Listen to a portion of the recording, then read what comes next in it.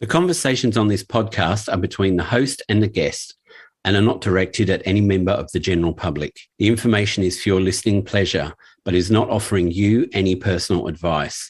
If you have heard something that you feel may be relevant to yourself, please visit your medical practitioner or mental health provider.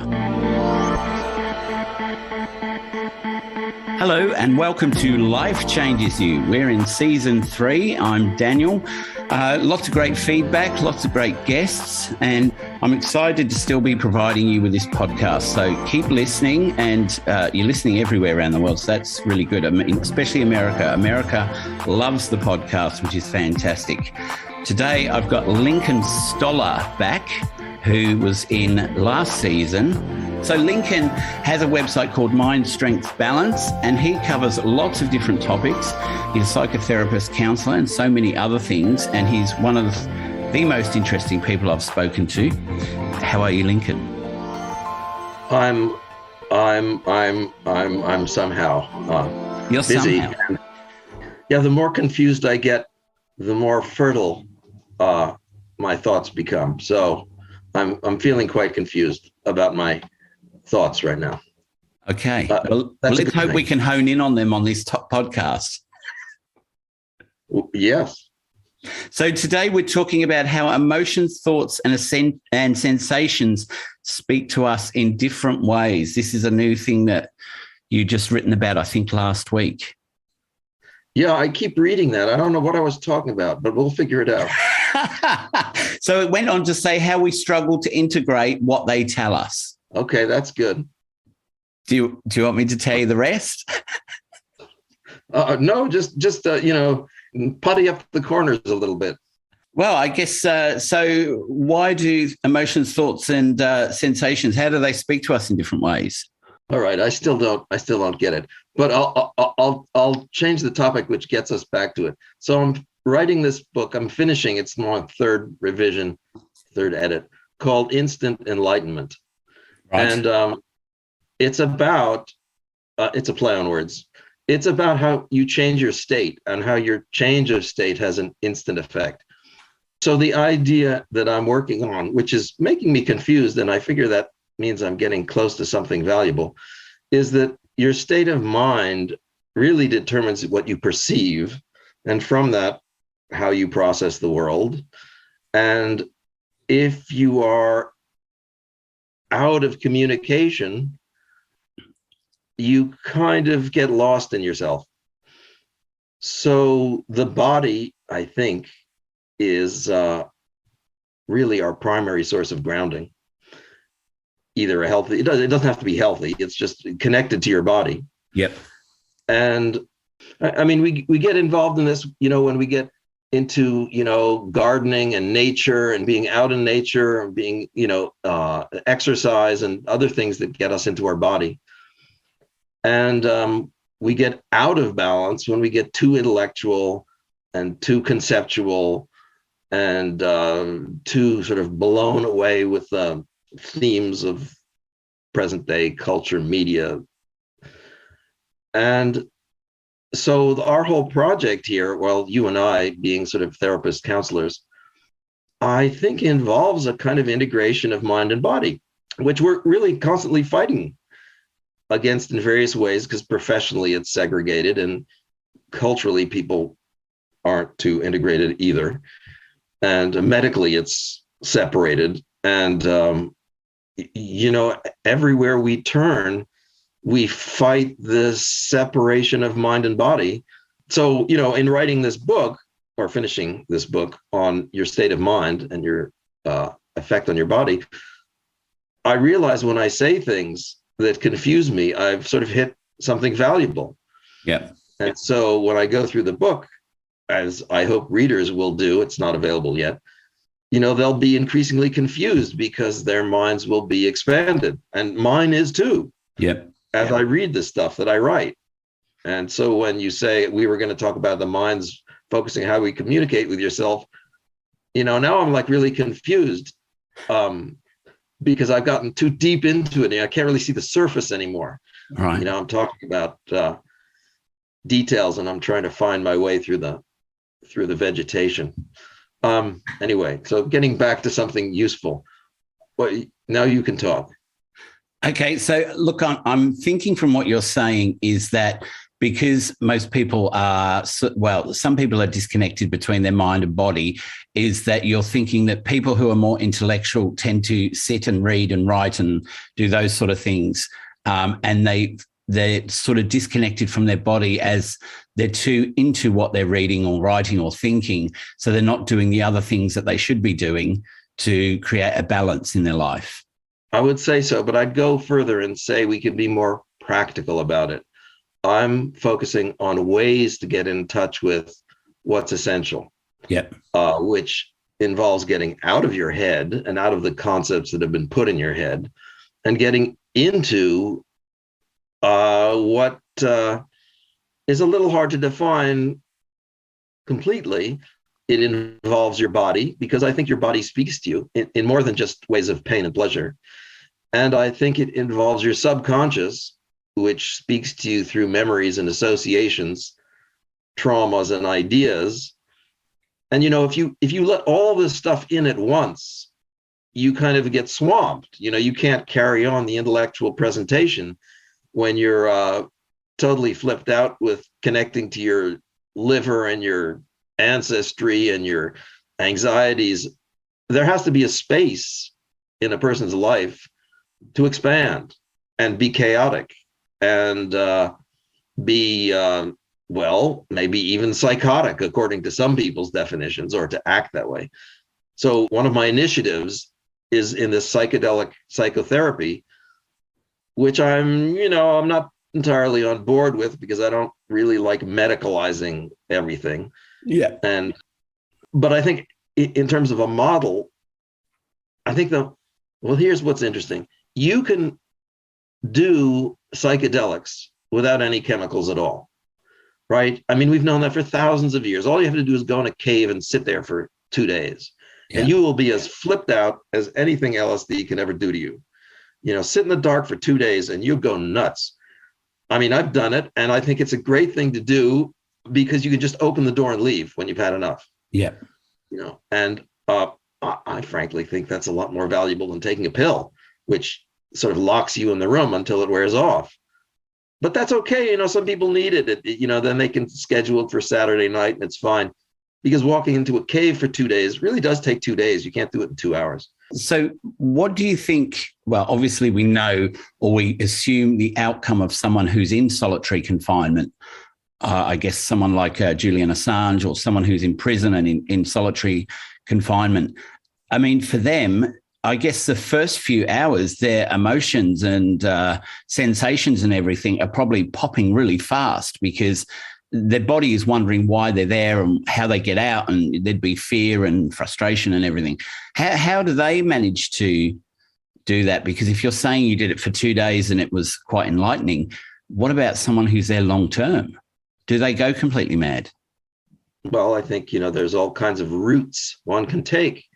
If you're grounded, if you're Nelson Mandela, you find your roots. Wow. And if you're St. Thomas Aquinas, or, any of these people who have a tap on their essential being, you can settle into it. People of, prisoners of war, other people who had a real sense of purpose. Yeah. But if you go into it lost, I mean, this is how people have bad psychedelic trips. If you go into it lost, or you're traumatized in the process, or trauma comes up in the process, then your path is going to be, different. You're not going to settle into a world leader. You'll probably settle into a evolving being of some kind. And it may not be a pleasant evolution, but hopefully it won't kill you. But, it probably has. I mean, you could talk about people who go into solitary, or you could talk about people who go into Vipassana meditation, or you could talk about people who just go crazy. They're all, in a sense, to some degree, going to the similar place. I don't want to say that, mental illness is just a process of evolution. I think that's a cop-out. Yeah. I mean, there are people with problems that need medical solutions or intervention or containment or support, but one should take as much responsibility as you can to make the best of whatever is possible before you go to somebody and ask them to relieve you of your transformational experience. So, I can't really say. I've never been in prison. The door is I've always had the key to the door. And if I didn't, I think I would freak out. I'm not sure how well I would last as a criminal. I'm one of those people who really is prevented by the threat of imprisonment.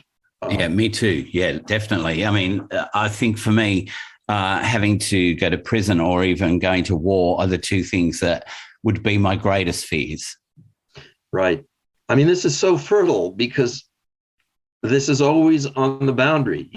I think of the picture of the flat earth surrounded by oceans that are falling off, Terry Pratchett's Discworld or something. And it's so real in the sense there is a boundary. And it's not just that you can fall off. It's just that the people are falling off all the time. People were talking to me yesterday about Rwanda, and the genocide in Rwanda. I mean, it's just a snap away, and you don't know where the boundary. So it's valid to stay safe with your mortgage and your lawn and your SUV or whatever it is that you need to hold yourself into the container. At the same time, the container becomes, as we were talking about, a kind of conspiracy of its own. Yeah. And everybody's saying, well, who's holding the culture in this sick concept? Well, it could be the oil companies, or it could be everybody who buys the oil, which is us. And I think the way you deal with that is by treading as close you can to the boundary of what's sane and imagining what could be different. Yeah, look, we all play our part, don't we, in a lot of things that go on in the world that we complain about. And it's like we elected the prime ministers or presidents, we elected our local governments, so even though there's usually only a choice of really two or three that are going to be there, we still have a hand in who we choose to represent us and make those decisions for us.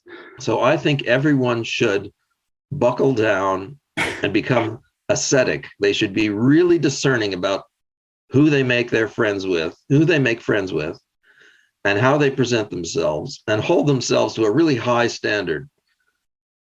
Because I think, I make fun of the law of attraction all the time. It's the most ridiculous thing in the world, but there's something to it. If you insist on raising your consciousness and the consciousness of people around you to the point where you'll make a sacrifice of not indulging in pleasure. And I'm not saying you should flagellate yourself, but, maybe, it's as simple as a smaller carbon footprint or whatever it is you need to do to just ask other people to raise their consciousness too. It sounds so stereotypical after a while. It's so hard to, part of the problem is that our culture doesn't have good words for this. It keeps sounding like kindergarten when we say this stuff, and if you go to a culture where they do speak about wisdom and, really deep things, like a lot of the indigenous cultures, you'll find they don't talk to you at all because they don't, one of the stories of the Iroquois nation in the US was that the Iroquois said, we know your God is false. We know your Christian God is false because you wrote it down in words, and no wisdom can be written in words. So whatever you give us in the Bible is not truth, because truth can't be spoken. And here we are. I mean, you and I even, here we are talking, looking for truth in our words. And I'd like to think there is some, but it's not in our words. It's in what other people break out using our words. Our words are like firecrackers, I hope. Yeah. And they break the log jam, but they're not, to be strung around your neck and worshipped. No. Look, what you're saying there is brilliant, because I think with the stream of consciousness, a lot of people look at that as hocus pocus, pie in the sky, nothing to think about. And most people are just so locked into what they're doing that they don't understand that there's a greater good out there. And I'm not talking about necessarily religion. You can believe in yourself. You can believe in whatever you want to believe in.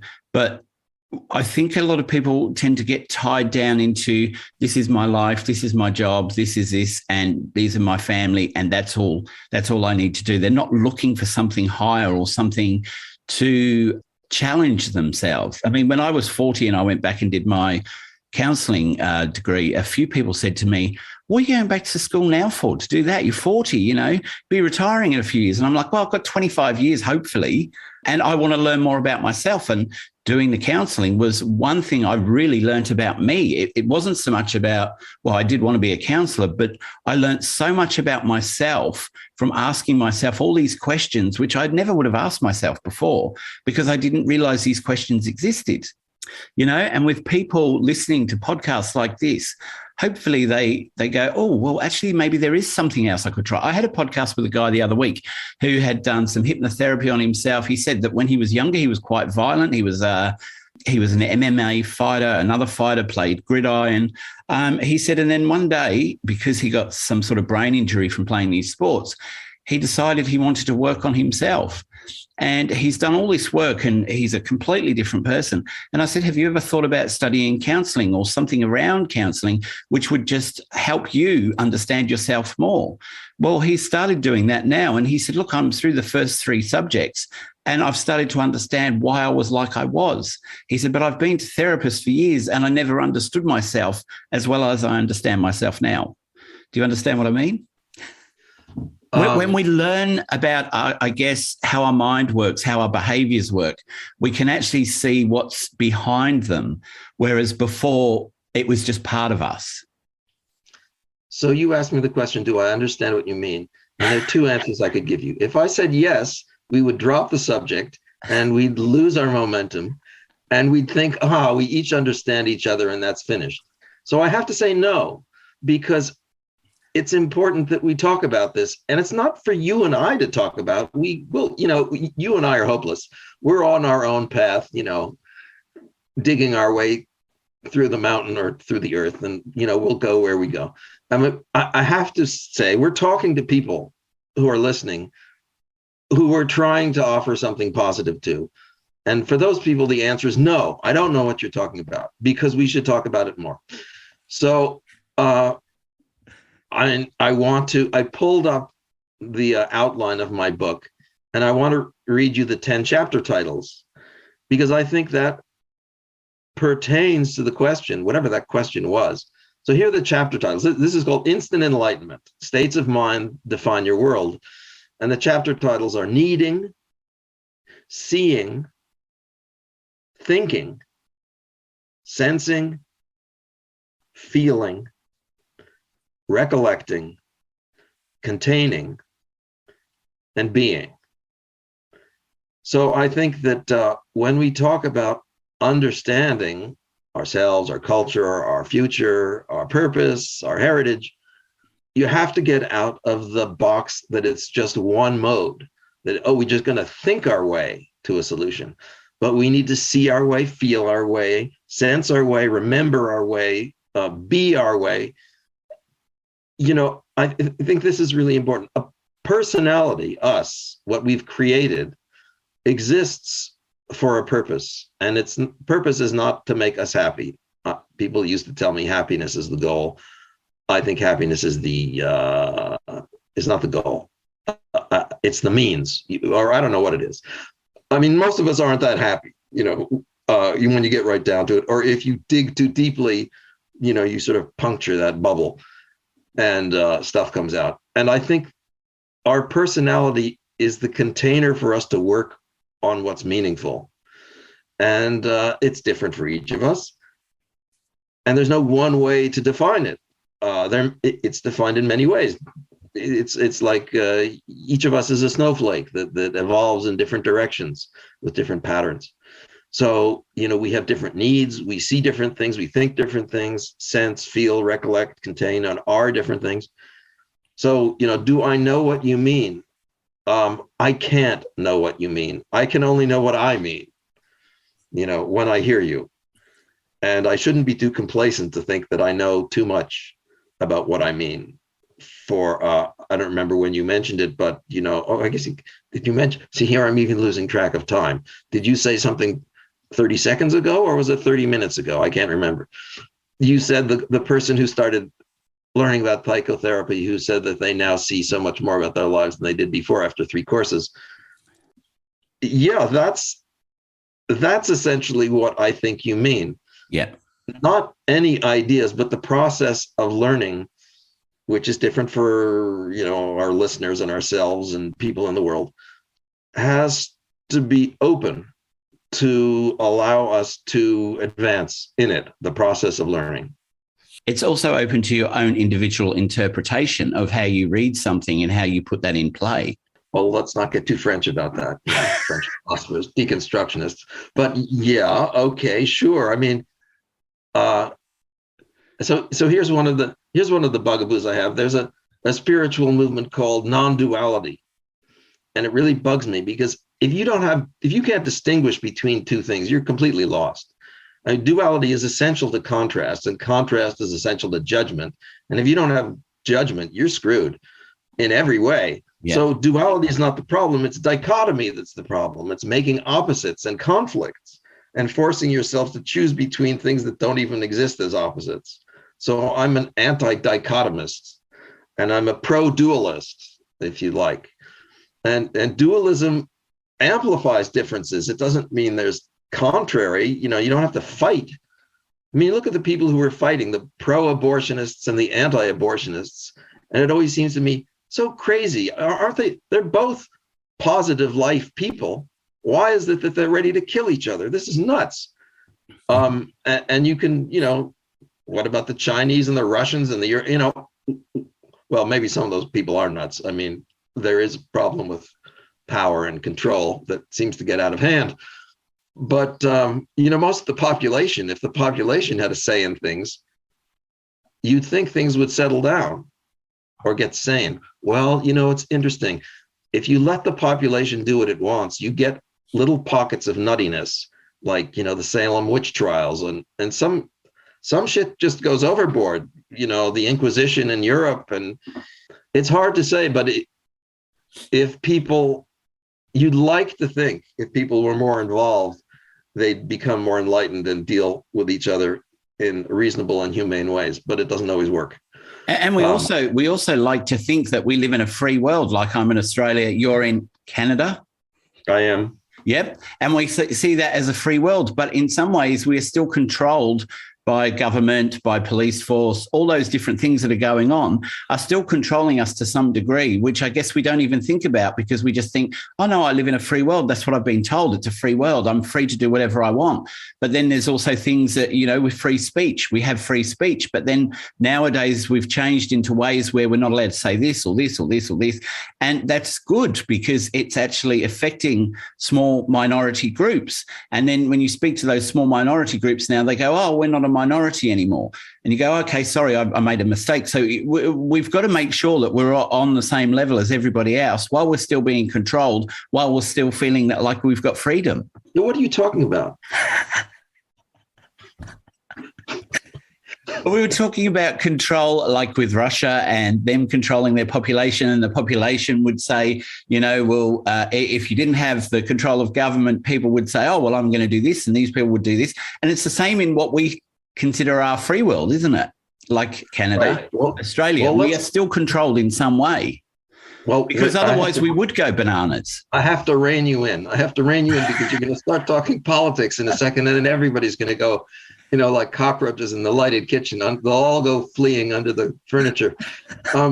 So getting back to the point is what this whole picture, the dichotomy of control and freedom, can be ported right into our minds, right into how we control ourselves. What I think is a funny short story.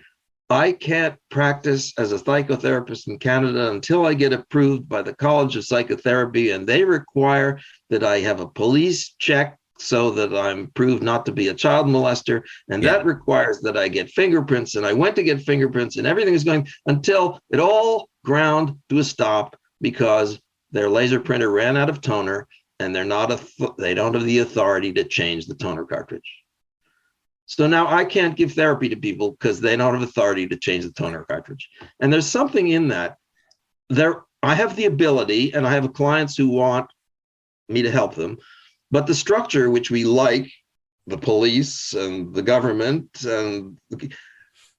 is so fragile that it stopped working, and now nobody's getting service from me. So I want to carry that, as I said, into each person's own psyche. Where are we stuck? Where are we allowed to go crazy or not? Where do we allow ourselves the freedom? And you look at your family, most of us have families, and what does your family require you to do? And what can't you say? And what, obviously, if you're going to become enlightened or different in any way, you're going to have to behave differently, say different things. So expanding yourself involves pushing against boundaries that are outside yourself, in your family, in community, in your profession. Like the funny thing, Elon Musk, I kind of like Elon Musk just because he's a loudmouth and a kind of firecracker. And his employees at SpaceX wrote a letter where it said he's embarrassing us all by his, loudmouth behavior. And then he fired them all. And I thought, well, that's really what we need. We need both of those. We need to be our own loudmouth and say stupid stuff. And we need to criticize ourselves justly for the chaos that we create, because now it needs to be fixed. I mean, if somebody gets cancer, you can say, oh, life's over. Or you can say, this is an opportunity to do what needs to be done, which I've been, avoiding doing my whole life, which is a positive thing. But it puts you in conflict. You have to see conflict in a positive way, which sort of means you have to have, I don't know what that means. You have to be immune to small thinking, anxiety, depression. I mean, we've both dealt with people who are chronically depressed, clinically or medically untouchable. What's that? Depression that can't be treated. And my sense with these people is always that they're stuck in their heads. They're stuck in this negative vortex. And you can inject as much positivity as you want. It's like a black hole. They'll just suck it right in and it'll disappear. Yeah. There's no light that emanates from their worldview. And in a lesser sense, we're all sort of planets with gravitational fields that suck in certain attitudes, and we don't let other attitudes out. And I mean, what we all need to go supernova, which is sort of like, taking psychedelics or something, but not in an uncontrolled way. We don't want to blow up all the planets around us, but we do want to release energy. So how do we do it? I don't know. Yeah, I don't know. We talk like this. We get it. We get worked up. Yeah, we do, and we do come to some conclusions throughout the conversation. But you were just saying about you couldn't get fingerprinted. I had my mum in hospital, and the person who got the trays after they'd eaten their dinner couldn't pick up the cup because that wasn't their job. And then when the person came to pick up the teacups, I said, "Oh, can you put the the table down?" And they said, "Oh, that's not my job." So then someone came in and put the table down slightly, and everybody had their different job, but no one was allowed to touch anyone else's job. And it was like, surely if you're here, you can pick up a cup and you can just push the table down a little bit. But no, we've gone into a world where everybody has their own job and you are not allowed to stand on their toes. Right. Well, that's my rant. I want to bring it right in. I think we see that in the world around us because we have the tendency to do it to ourselves, or we allow it or tolerate it in ourselves. We say, oh, I'm in the family environment. I'm not going to, just to really offend people, I'm not going to look at the pornography that I look at, at 2 a.m. when everyone's asleep, because now I'm, it's like, there's something screwed up about that. If you're Okay, maybe you're not looking at pornography at 2 a.m. Maybe you're looking at French philosophy, which, is perhaps less useful than pornography. But, you have to try to integrate yourself, whatever yourself is. And it could be, you're just a little old lady who likes crochet, but you have to bring it out to the world. Yeah. You have to crochet political statements, or somehow get your energy involved with other people's energy, and not be marginalized in this way, so that you're just the person who picks up cups. Yeah. I don't know. I don't think we have a solution, do we? Well, we could philosophize about the solution, but then would we? Go on. I think chaos is kind of a solution. Chaos. I mean, this is, Shiva. Chaos, destruction, disintegration, death, composting. These are sort of solutions to structures that don't work. I mean, that's fair enough. The question you're sort of asking is, what do we create or make that will solve the problems we have? That's a different, problem. First, we've got to unhook from what's binding us, and then we can start. Picasso said, it took me years to learn how to paint, but it's taken me a lifetime to become a child again. We do have to go back to those things of learning. I don't believe that older people can't change. I believe older people don't want to change, and that they should reconsider. And my proof of that is because old musicians are the best musicians. So, old musicians are the ones who have the most subtle insight into meaning and prosody and emotion.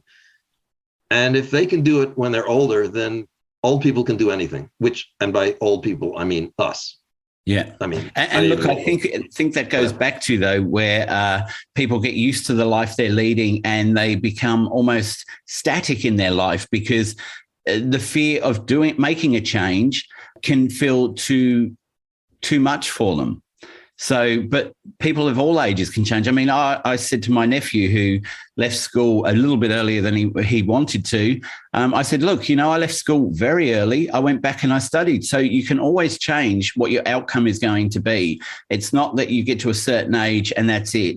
I mean, probably back 100 years ago, 30, 40, 50 would have been classed as an old person. And you'd be setting up for retirement, or you would already be dead. Nowadays, we can still learn until the day we die.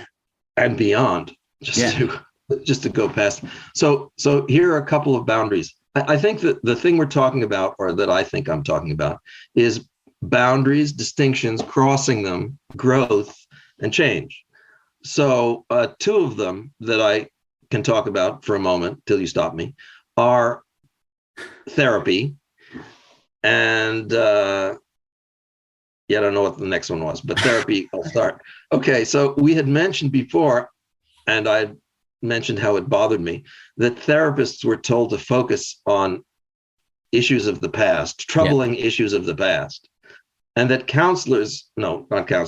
coaches were told to focus on opportunities of the future, and obstacles to creating the structure, or to fulfilling the structure you're trying to create. And the two should not mix. It's like either you deal with the problems of your past, or you focus on the opportunities of the future. And I thought that was so perverse and so intrinsically sick. And it ensured that you're going to stay focused on the problems of your past and remain unable to fulfill the opportunities of the future, because you wouldn't merge the two. Or at least the professionals who are there to help you refuse to consider the two. Yeah, and I think that's it. They've now decided to separate both things, because as a counselor, I learned to teach people to goal set, to work on their future, to look at how they can change the things from their past to make a more creative, abundant future.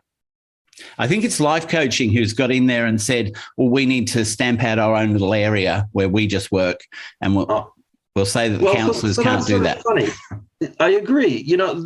So as there is a certain, evolution people have the mistake. They think evolution means improvement. Evolution just means opportunity. So things develop to exhaust opportunity. That's all evolution is. So there was a need for people to get help, and there was a need for people to get direction in the future. And these two professions invented themselves, and now they've decided that they'll be at peace by erecting a boundary that prevents the two from crossing into each other's territory. And this is what's sick. But at the same time, this is how things evolved. There's a forest fire, the trees fall down, then the thorny things come in, and the crappy little trees that grow up quickly, and then there's another phase. So I think that's what we're in. We're in the crappy little phase where the coaches are the thorn bushes that have grown in the sort of scorched ground of cultural chaos. And in the future, the two of them will merge, hopefully, or maybe one.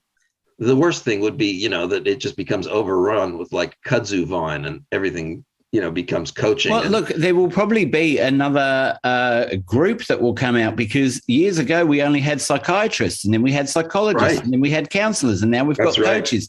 So something else is going to evolve from that. And then the coaches will probably go, oh, no, well, we do this as well, because they don't want to get pushed out by the new group that's coming up. Yeah, you can see it if you go, in the history, there were Jungians and Freudians, and then there were, these other groups, and then there was family counseling, and then there was childhood and they all sort of faded away or kind of merged a little bit. So that's what we should be doing. I think, in terms of talking to people right now, I don't know how much time we have left, but I'm sure we'll use it up.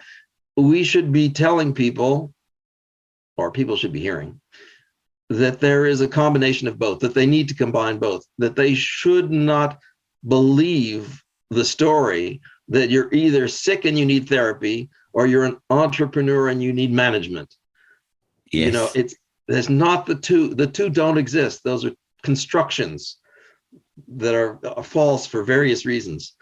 And they may be helpful if you had neither, but if you can grasp both, you need to put them together. Well, that's fantastic, Lincoln. I think we should actually end there, because okay. we've ended on a positive note. All right. Oh, only downhill from here. Okay. Yeah, well, we don't know where we'll go from here. So it's good if we stop here and then we can go, okay, we finished that really well. Okay, good. So your website is mindstrengthbalance.com. Yes, all one word, spelled in normal English with no spaces or underlines, mindstrengthbalance.com. And I encourage people to go and sign up for my blog, which is, I always write 3 or 4 pages every month. I actually write it weekly, but that I charge for. And so you go to that website, mindstrengthbalance.com, and you click on one of the numerous things that say subscribe. If you're interested, it'll find you quickly enough. It's got one of those pop-ups where it comes into your face if you try to leave. Yeah, I had a look at it this morning. Yeah, just put your email in and get on the list. And I haven't finished this book, The Instant Enlightenment. But like I'm saying, I think it's pretty good because it upsets me every time I edit it. It gets me confused and spins me around. So there must be, potency in it still. It's not a completed work. So that's my entreaty to people. Sign up and learn more. Well, I've had quite a few of yours come through, and I've read some of them, and they're really interesting to read. Good. Thank you. Always good information. All right, Lincoln, thank you so much for joining me again in season 3. I'm sure we'll catch up again in season 4. Good. I look forward to it. And, maybe we can, I'm going to send you invites to join my Zoom group, which is available to people who are subscribers, just because I'd love to have you available to talk to other people too. Well, I'll say goodbye to you for this podcast now. All right. Goodbye. Thanks for talking, and I appreciate it. Look, it was fantastic. Thank you for coming on again. Bye-bye. Well, that was another episode of Life Changes You. If you want to contact us, we're available on Facebook, Twitter, and Instagram. And we also have a website, lifechangesyou.com.au. So until next time, take care of each other, and thanks for listening.